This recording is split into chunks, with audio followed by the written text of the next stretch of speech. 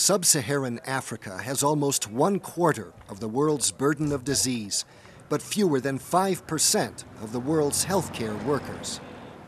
This healthcare gap has affected no country more than Ethiopia, where in the early 1990s, nearly half of its 76 million people had no access to even minimal health care. Long challenged by drought, famine, and poverty, in recent decades, Ethiopia has struggled with the loss of healthcare professionals to countries with more advanced training and greater career opportunities. In response, the Ethiopian government launched an ambitious plan in 1991 to build 500 primary care centers in underserved rural areas and to train healthcare workers to staff them with the help of the Carter Center, a decade-long partnership of the Carter Center, the Ethiopian Ministries of Health and Education, and 7 Ethiopian universities has now trained a corps of nurses and other healthcare professionals to address a multitude of very specific health problems in the countryside. Ethiopia is a very rural country.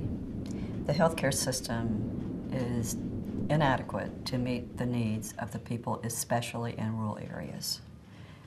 Families face crises in terms of maternal delivery, malaria, HIV/AIDS.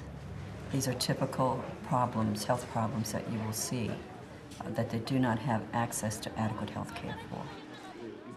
Called the Ethiopia Public Health Training Initiative, the project has created hundreds of academic curricula and obtained textbooks and lab equipment.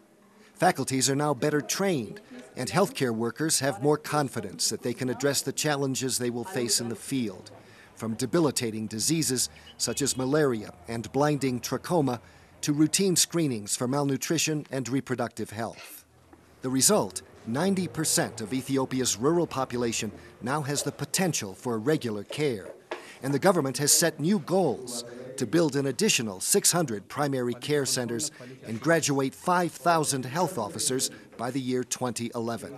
Health officers function probably at the level of master's prepared nurse practitioners in our country, and they will be the ones who will manage and provide and oversee the care in the rural primary health care centers that are currently being built by the Minister of Health.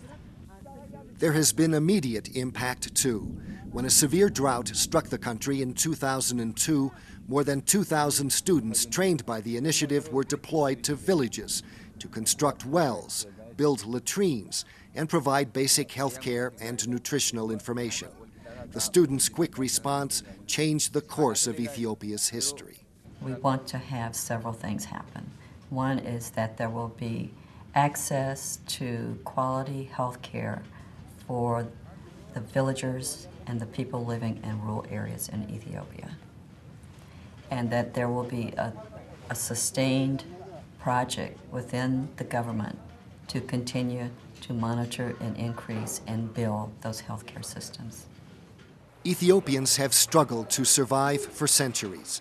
Now, given the skills and knowledge provided by the Carter Center's Ethiopia Public Health Training Initiative, the country is fast building a sustainable healthcare delivery system to make life better for future generations, and is sharing the successful model with other nations in Africa and beyond.